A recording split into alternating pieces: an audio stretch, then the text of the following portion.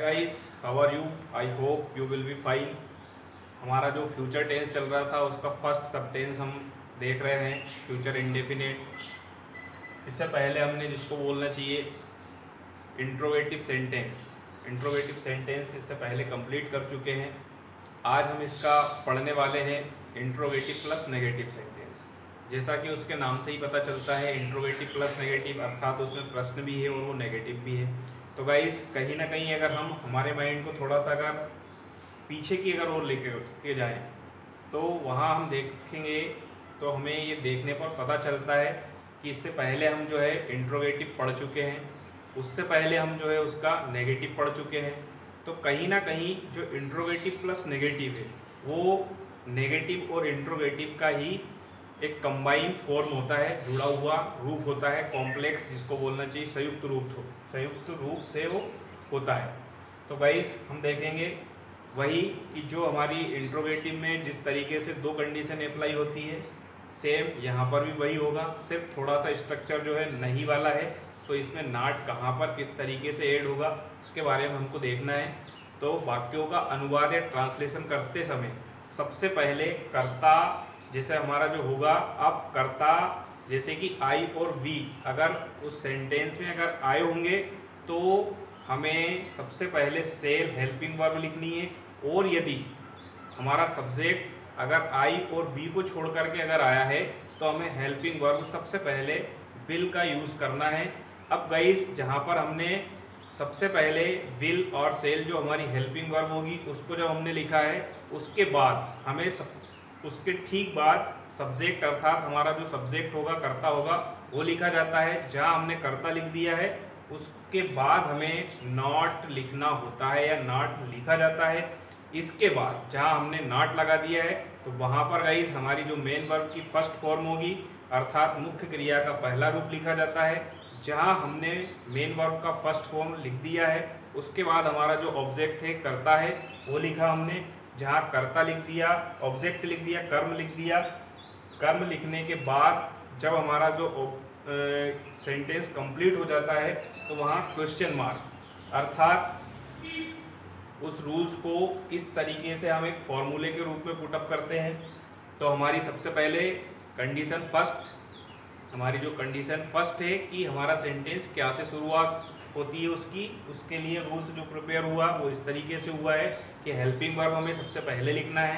अब हमारी helping verb will और सेल दोनों में से अकॉर्डिंग टू अवर सब्जेक्ट, जो भी सब्जेक्ट रहेगा उसके अकॉर्डिंग सबसे पहले आई है। फिर हमारा सब्जेक्ट आया है, फिर हमने नॉट लिखा है, फिर उसके बाद हमने मेन वर्ब की फर्स्ट फॉर्म लिखी है, फिर उसके बाद ऑब्जेक्ट लिखा है और उसके बाद जो है क्वेश्चन मार्क। अब गाइस, हिंदी में अगर उसको आप समझें एक बार तो हमारी सहायक क्रिया इसकी विल और सेल, उसके बाद कर्ता आ गया हमारा, फिर नॉट लिया है, फिर मुख्य क्रिया का पहला रूप आ गया है, फिर कर्म आ गया है और उसके बाद क्वेश्चन मार्क या प्रश्नवाचक चिन्ह।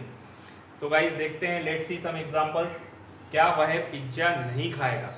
अब सबसे पहले हमने हेल्पिंग वर्ब विल उसमें पुटअप की है, लिखी है, फिर उसके बाद सब्जेक्ट आ गया हमारा ही, तो विल ही। अब खाना मेन वर्ब है तो ईट आ गया। फिर अब बच रहा है उसका ऑब्जेक्ट कर्म पिज्ज़ा, तो विल ही ईट पिज्ज़ा। तो इस तरीके से हम देखेंगे गाइस, हमारा जो एग्जाम्पल्स था हिंदी में उसको हमने इंग्लिश में ट्रांसलेट कर चुके हैं। अब सेकेंड अगर हम देखें, क्या मैं यह कार्य नहीं करूँगा, तो गाइस यहाँ पर सब्जेक्ट जो है मैं, अब मैं जहाँ आ गया है तो हम पहले ही बात कर चुके हैं इसके बारे में कि जहाँ भी सब्जेक्ट आपका आई और बी हो उसके साथ आपको हेल्पिंग वर्ब इसकी फ्यूचर इंडेफिनिट की सेल यूज करनी है।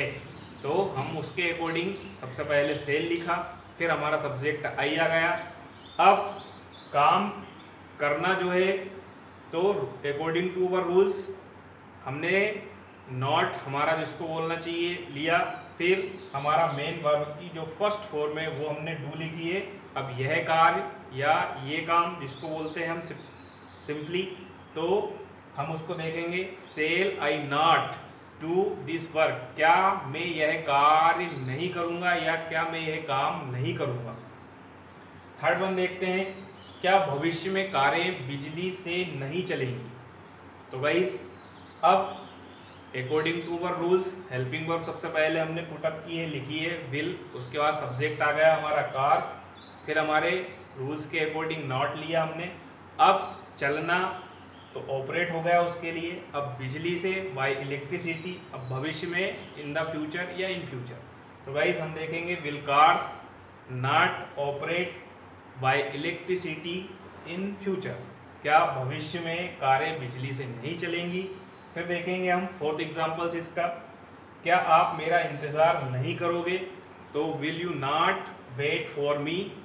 इस तरीके से हम देखते हैं, और जहाँ भी हमारा चाहे इंट्रोगेटिव हो या इंट्रोगेटिव प्लस नेगेटिव हो, जहाँ हमारा सेंटेंस कंप्लीट हो जाता है तो हमें क्वेश्चन मार्क लगाना नहीं भूलना है। तो गाइस हम बात करते हैं कि जो भी हमने अभी तक पढ़ा है, चाहे वो हम प्रेजेंट की बात करें स्टार्टिंग में, चाहे फिर उसके बाद पास्ट के सारे स्ट्रक्चर हों, चाहे फिर अब हमारा ये फ्यूचर का स्ट्रक्चर हो, तो कहीं ना कहीं सिमिलरिटी सारे जो स्ट्रक्चर्स होते हैं, हम रिपीट कर रहे हैं बार बार हर एक वीडियो में, जिसको बोलना चाहिए कि स्ट्रक्चर समथिंग समथिंग वही होता है, सिर्फ और सिर्फ अकॉर्डिंग टू योर टेंस, आपके काल के अनुसार सिर्फ जो चीज़ें चेंज होने वाली है वो सिर्फ आपकी होती है हेल्पिंग वर्ब। तो आई होप गाइस कि ये जो वीडियो है ये आपके लिए it will be very useful. Thanks for watching guys. अब हम इसकी सेकेंड कंडीशन के बारे में बात करते हैं। यदि प्रश्नवाचक शब्द वाक्यों के बीच में आए, इट मीन्स इंट्रोगेटिव वर्ड्स जो होंगे वो अब आपके वाक्यों के बीच में in the middle of the sentence की बात करें हम।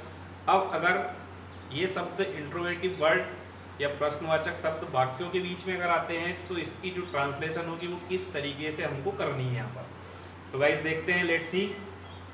जब प्रश्नवाचक शब्द वाक्यों के बीच में आए तो वाक्यों का अनुवाद या हिंदी से इंग्लिश जो ट्रांसलेशन होती है वो अनुवाद करते समय, ट्रांसलेशन करते समय सबसे पहले, अर्थात वाक्यों का अनुवाद करते समय सबसे पहले प्रश्नवाचक जो शब्द होगा उसको सबसे पहले लिख दिया जाता है, और उसके बाद जो इससे पहले हमने रूल फर्स्ट जो यूज़ किया था उसको पूरा का पूरा उसके साथ में ऐड कर दिया जाता है। वो पूरा का पूरा आपका जो रूल फर्स्ट है जिसको बोलना चाहिए वो क्या होता है, तो हमने सबसे पहले इंट्रोगेटिव वर्ड सबसे पहले लिखा है, फिर उसके बाद वही हमारी हेल्पिंग वर्ब विल और सेल लिखना है, उसके बाद फिर हमारा सब्जेक्ट लेना है, सब्जेक्ट लिखने के बाद फिर हमें नॉट लिखना है, नॉट लिखने के बाद मेन वर्ब की फर्स्ट फॉर्म लिखना है, मेन वर्ब की फर्स्ट फॉर्म लिखने के बाद हमें ऑब्जेक्ट लिखना है, और ऑब्जेक्ट लिखने के बाद हमें क्वेश्चन मार्क लगाना है।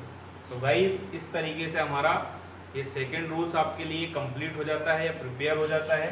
तो किस तरीके से आपका हुआ है इंट्रोगेटिव वर्ड प्लस आपकी जो भी हेल्पिंग वर्ब है इसकी विल और सेल, फिर उसके बाद आपको subject and then not and then main verb first form and then object and then question mark. प्रश्नवाचक शब्द हिंदी में अगर समझें, सहायक क्रिया इसकी है आपकी विल या सेल, दोनों में से एक, जहां भी जो सब्जेक्ट होगा उसके अकॉर्डिंग वो यूज होगी। फिर आपका कर्ता आया है, फिर नॉट आया है, फिर मुख्य क्रिया का पहला रूप आया, फिर कर्म आया, और उसके बाद प्रश्नवाचक चिन्ह जिसे बोला जाता है।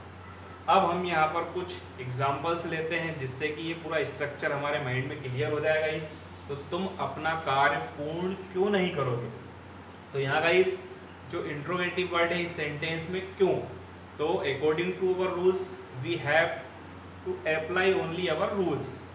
तो यहाँ हमें सिर्फ और सिर्फ अपना जो रूल्स होगा, जो स्ट्रक्चर होगा, सिर्फ उसी को फॉलो करना है, नथिंग एल्स, और इससे ज़्यादा कुछ नहीं। तो हमने सबसे पहले गाइस बाय लिखा, फिर उसके बाद हमारी हेल्पिंग वर्ब विल आई, फिर सब्जेक्ट यू आ गया, फिर नॉट आ गया। अब समाप्त करना किसी भी चीज़ को तो फिनिश हो गया उसके लिए। अब आपका काम, तुम्हारा काम, योर वर्क हो गया, एंड देन क्वेश्चन मार्क। तो यहाँ ये पूरा सेंटेंस जब कंप्लीट होता है तो why will you not finish your work. Second देखें, वह गरीबों की सेवा कहाँ नहीं करेगा। तो गाइस इसमें जो हमारा इंट्रोगेटिव वर्ड है वो है हमारा कहाँ। तो according to our rules here हमने सबसे पहले लिख दिया, फिर हमारी हेल्पिंग वर्ब विल आ गई है, फिर उसके बाद सब्जेक्ट ही आ गया है, फिर नॉट आ गया है। अब सेवा करना सर्व हो गया, अब गरीबों की द पुअर हो गया। तो इस तरीके से गाइस देखेंगे हम, here will he not serve the poor. अब वह गरीबों की सेवा कहाँ नहीं करेगा। थर्ड वन अगर हम देखें गाइस, मेरा भाई परीक्षा क्यों नहीं देगा, तो यहाँ पर इंट्रोगेटिव वर्ड जो हमारा होगा वो क्यों है, तो उसके लिए हमने सबसे पहले वाई लिया है, फिर उसके बाद हमारी हेल्पिंग वर्ब विल आ गई है। अब मेरा भाई, इसमें सब्जेक्ट है मेरा भाई, तो माय ब्रदर हो गया। इसके बाद हमारा नॉट आ गया। अब उपस्थित होना या शामिल होना, तो उसके लिए एपियर हो गया। अब बच रहा है हमारा ऑब्जेक्ट परीक्षा में या परीक्षा, तो एट द एग्जामिनेशन। तो गाइस इस तरीके से हम देखेंगे, why will my brother not appear at the examination, मेरा भाई परीक्षा क्यों नहीं देगा। तो गाइस अभी तक हमने जितने भी स्ट्रक्चर्स देखे हैं, हम बार बार एक ही चीज़ जिसको बोलना चाहिए रिपीट करते चले जा रहे हैं, रिपीट करते चले जा रहे हैं। सिर्फ और सिर्फ जो भी हमारा टेंस होगा, जो हम सब टेंस पढ़ रहे हैं, प्रेजेंट का, पास्ट का या फ्यूचर का, तो उसमें सिर्फ और सिर्फ जो हेल्पिंग वर्ब होती है हर स्ट्रक्चर की, सिर्फ वही चेंज होती है। और बाकी का जितना भी जो हमारा एक स्ट्रक्चर बन जाता है, चाहे अगर हम जैसे अफर्मेटिव की बात करें, चाहे वो प्रेजेंट का होगा, पास्ट का होगा या फ्यूचर का होगा। इसी प्रकार अगर हम बात करें उसके सेकंड की, तो उसमें भी इसी तरह से सेम चीज़ें जिसको बोलना चाहिए कि रिपीट होती हुई चली जाती हैं। सिर्फ और सिर्फ उनकी जो हेल्पिंग वर्ब है, सिर्फ वही हर बार बदलती जाएंगी। तो guys I hope it will be helpful for you and your bright future. Thanks for watching.